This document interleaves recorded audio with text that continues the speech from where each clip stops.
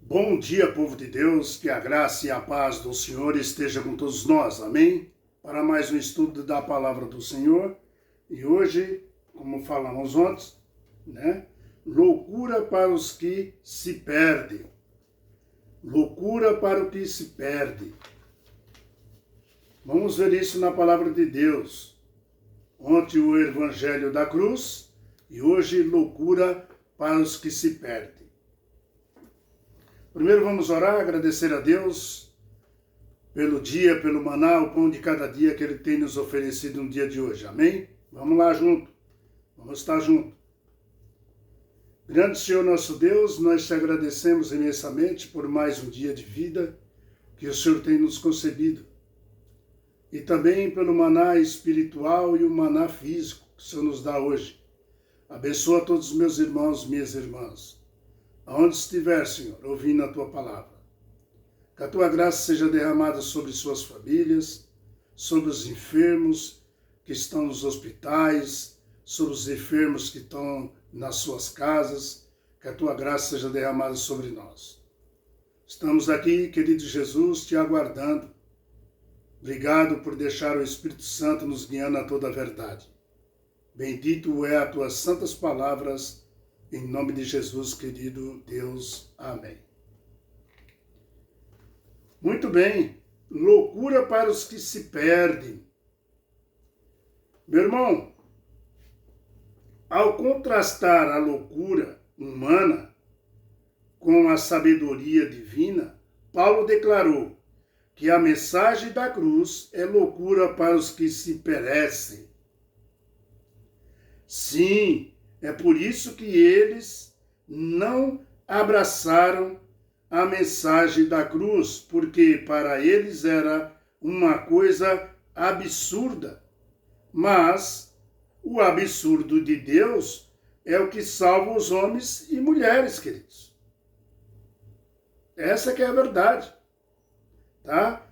Essa é a primeira, de 6 menções da palavra loucura ou louco ou loucas, 1 Coríntios, capítulo 1, versículo 18, nós vamos ler. Primeiro vou dar uma ajeitada na câmera, tá bom? Tá meia torta. Aí, vamos lá. Ao vivo, né? É bom porque é ao vivo, é assim mesmo. Tá? 1 Coríntios, capítulo 1, versículo 18. Abra sua Bíblia e vamos conferir na palavra do Senhor o que ele disse. Certamente a palavra da cruz é loucura para os que se perdem, mas para nós que somos salvos é o poder de Deus, pois está escrito: destruirei a sabedoria dos sábios e aniquilarei a inteligência dos instruídos. Onde estão os sábios? Onde os escribas? Estão os escribas, Onde o inquiridor deste século, Deus, Paulo aqui falando, é Deus falando, Visto como a sabedoria de Deus, o mundo não conheceu por sua própria sabedoria, aprove a Deus salvar os que creem pela loucura da pregação, porque tanto os judeus pedem sinais como os gregos buscam sabedoria, mas nós pregamos a Cristo crucificado, escândalo para os judeus, loucuras para os gentios, mas para os que foram chamados, tanto judeus como gregos, pregamos a Cristo, poder de Deus e sabedoria de Deus. Porque a loucura de Deus é mais sábia do que aos homens, e as fraquezas de Deus é mais forte do que a dos homens. Muito bem. Que lindo, né? Meu querido irmão, o verso 20 aqui, que nós lemos aqui, já dá uma sacudida no ser humano, Veja que Deus reduziu a sabedoria do mundo a nada. No verso 20. E Jesus, né? Nosso Deus, ele reduziu tudo isso que o homem pensa que é loucura, e para Deus é muita coisa, é muita sabedoria. Ele reduziu a sabedoria do homem a nada. Tá? E exaltou a sabedoria divina, que é Jesus Cristo. Deus fez isso. No verso 21 que nós lemos, veja que a loucura da pregação usada, né, a Bíblia, nos exaltamos. Jesus dando a Bíblia para o povo, por quê? Porque é lâmpada para os nossos pés e luz para os nossos caminhos, a palavra de Deus. Meu irmão, olha, você tem costume de distribuir a Bíblia para as pessoas? Porque nosso Deus disse que ela é lâmpada para os nossos pés e luz para os nossos caminhos. Você tem feito isso? Né? Dando a Bíblia para o povo, porque é lâmpada para os nossos pés e luz para o nosso caminho. Porque, meu irmão, se você faz isso, aleluia, distribuindo Bíblia para as pessoas. Tá? Porque a cultura nos informa, meu irmão. Tá? A natureza nos forma, mas só a Bíblia nos transforma. E transforma homens e mulheres para serem feitos filhos e filhas de Deus. Aleluia. O verso 27, né, fala assim, ó, pelo contrário, Deus escolheu coisas loucas do mundo para envergonhar os sábios, e escolheu as coisas fracas do mundo para envergonhar os fortes. E Deus escolheu as coisas humildes do mundo e as desprezadas e aquelas que não são para reduzir nada as que são, a fim de que ninguém se vanglorie na presença de Deus. Veja, queridos, o verso 27, veja que Deus, veja que Deus escolheu Moisés. Deus escolhe coisas que você nem imagina. Que você fala, aí não tem condições. Esse não tem condições de falar da palavra de Deus. Esse aí não tá, não. Não é você que escolhe, é Deus. Deus escolheu Moisés, um homem pesado de língua. Um homem que não sabia falar muito bem. Tá? E tinha dificuldades até para falar. Mas essas dificuldades aí, muitos falam que é porque ele era gago. Não é verdade, tá? Não é. Ele foi um grande legislador de Israel. Tá? Deus teve que ensinar Moisés a desconfiar de si mesmo. E quando ele se sentiu desqualificado para o trabalho de Deus, aí Deus exaltou ele. Aí Deus disse, agora sim, você está qualificado, pronto. Falou para Moisés. Porque desconfiando de si mesmo, você pode confiar plenamente em mim. Deus preparou Moisés, enquanto ele não desconfiou dele mesmo, tá? Aí ele não pôde confiar no próprio Deus. Moisés disse, não sou eu não, que tem que ir lá no Egito não. Você escolheu o cara errado. Não, eu não sei nem falar direito. Como é que eu vou falar com o faraó lá? Moisés já estava pensando assim, ele vai me fritar vivo lá. Quando eu falar que tem que soltar o povo, que ele usa para ser escravo. Meu irmão, é Deus que escolhe. Deus pega o impossível e transforma no possível. Você entende?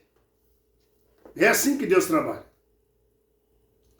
Paulo também, né, para que não se exaltasse, Paulo, né, de tantas revelações que Deus deu para ele, né, ele deixou nele, Deus deixou nele um espinho na carne, como se fala, espinho na carne, né?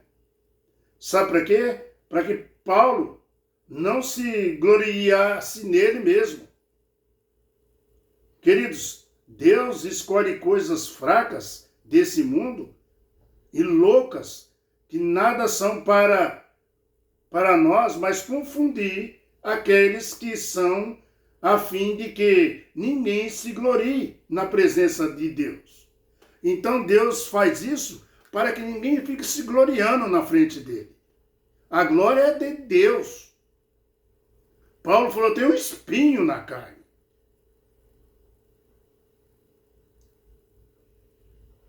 Para que ele não se gloriasse nele mesmo, mas sempre gloriasse a Deus. É dessa forma que Deus trabalha na nossa vida. Entendeu, queridos?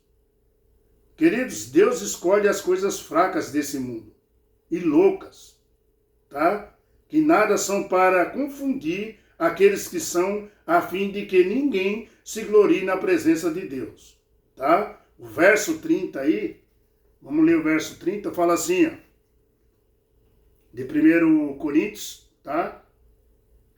Verso 30, fala assim, mas vós sois dele, em Cristo Jesus, o qual nos tornou, da parte de Deus, sabedoria e justiça, e santificação e redenção, para que, como está escrito, aquele que se glorie, glorie-se no Senhor. Você veja o que Deus deixa para Paulo escrever. Tá? Então, queridos, aqui, nesse verso 30, na nossa vida, ele é tudo. Jesus já disse tudo aqui, ó. Eu sou tudo na vida de vocês, ó. Mas vós sois dele em Cristo Jesus, o qual nos tornou da parte de Deus, o que? Sabedoria, justiça e santificação e redenção. Ou seja, ele é tudo isso. E ele deixa tudo isso para nós. Esse é um Deus maravilhoso. Você entende? Então, Deus deixa tudo isso para nós, né? Nos justifica, nos santifica, tá? E ele nos glorifica, para que nós se glorie só no Senhor. Agora, pense em Paulo, ali na cidade de Corinto, né? Um lugar que se gloriava na sua sabedoria e sofisticação cultural. Mas Paulo, nesse contexto, anunciou o quê? Um Jesus, um Galileu, né? Um judeu ali, Paulo falou da cruz, falou de Jesus na cruz, um Galileu, né? Um judeu, né? Ali de Nazaré, crucificado pelos romanos e ressuscitado dos mortos para pagar os pecados do mundo todo. Foi isso que Paulo colocou ali, deixou para eles. Para muitos judeus, meu irmão, a mensagem de Paulo ali da cruz parecia pior do que tudo. Que judeu imaginaria um Messias sendo executado por Roma? Eles não imaginavam isso. Tá? O Messias deveria derrotar os romanos, né? Essa era a mentalidade deles na época. Ter um Messias que os libertasse do jugo dos romanos, do fardo que eles carregavam. Por isso que os judeus consideravam isso, né, um escândalo. Eles não aceitavam que o Messias fosse morto pelos romanos. Então veja a dificuldade que Paulo teve ali na cidade de Corinto. Falar de um Messias que viria, ele estava esperando um Messias totalmente diferente, como se fosse um rei que chegasse e dominasse tudo, um homem poderoso, um homem riquíssimo, né? E que tomasse a frente de Roma. E eles não aceitavam esse Jesus crucificado, morto. Esse Messias não era o Messias que eles estavam esperando. E Paulo, para colocar isso na cabeça deles, você imagina como que é. Imagina hoje você falar para um ateu que Jesus vive, que está vivo e que morreu por nós. Imagina isso. Paulo enfrentou uma cidade inteira, meu irmão. Foi fácil. Tá? Queridos, desde o início, Paulo enfrentou forte resistência em Coríntio. Apesar disso, muitos creram no Evangelho. Não desista. Apesar disso, muitos creram no Evangelho. Tá? Qual é a mensagem para nós nesse contexto de Paulo aqui? Qual é a mensagem? Deus tem pessoas em todos os lugares. Essa é a mensagem. Por isso, temos que estar prontos para alcançar as pessoas onde elas estiverem. A mensagem da cruz é loucura para os que se perdem, meu irmão. Mas para nós é a sabedoria de Deus. Aleluia. Bendito seja Deus. Bendito seja Deus. Meu irmão, quando você pensa que naquele lugar não tem jeito, é ali que Deus trabalha. É ali que Deus escolhe os filhos dele para pregar o Evangelho. Você entende? Eu já falei isso para vocês. Teve um homem que foi num lugar chamado Aparecida do Norte, onde a igreja romana predomina. Lá eles vivem daquilo, de fazer imagens, fábricas. E ele abriu uma igreja evangélica lá. Apanhou 2 vezes. Foi parar até no hospital. Mas ele descobriu que lá naquela cidade, no Vale do Paraíba, a maioria lá não seguia aqueles costumes daquela igreja. Eles faziam tudo o que fazia para obter trabalho. Fábricas de velas, fábricas de santos. Então, ele descobriu que a maioria não era dali. E hoje a igreja está montada lá e é lotada, meu irmão. Lotada de evangelistas. Pessoas que pregam, pessoas que falam de Deus, pessoas que pregam Jesus Cristo crucificado. Tem muitos desafios para nós enfrentar. Mas em todo lugar, lembre-se, tem povo de Deus. Apesar de todas as resistências que Paulo sofreu, muitos se salvaram ali e se batizaram na cidade de Corinto. Tá bom? Poder para os que são salvos. Vamos entender isso? Próximo estudo? Queridos, a mensagem da cruz é clara. O significado da cruz depende como ela é vista. A mensagem da cruz é clara. Agora, o significado depende como que você vê. Tá? Para quem vive em rebelião contra Deus, mas para quem anseia a salvação, a cruz é o poder de Deus. Depende como você vê. O evangelho é simples, meu irmão. E aceitar a Jesus é muito simples. Confessar os pecados é muito simples. Tá? E pronto. Porque o evangelho é simples. Fácil. Você aceita Jesus? Confessa os seus pecados? Então, fica mais fácil, né? Isso não é nada complexo. Amados, abraçar Jesus como Salvador é só vencer o orgulho. Para você abraçar Jesus como Salvador e confessar seus pecados, é isso aqui, meu irmão. É só você vencer o orgulho. Você entende? Você negar a si mesmo e vencer seu próprio orgulho. Que nem Paulo fez. Está entendendo? Na cidade de Corinto. Que nem Moisés fez. Né? Colocando Deus em primeiro lugar, não a ele. Não se exaltando. Fica fácil. Não é difícil. Deixa Jesus ser Deus na tua vida e tá tudo certo, meu irmão. O Espírito Santo trabalha, tá bom? Muito bem, nós vamos aprender isso amanhã, tá? Poder para os que são salvos. Vamos entender amanhã.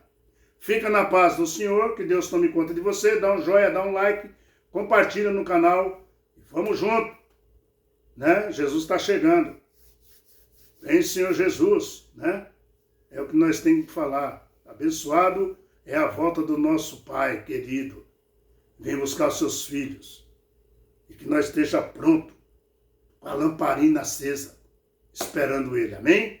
Tchau, pessoal. Até amanhã, hein? Olha aí, ó. Poder para os que são salvos. Amanhã de manhã.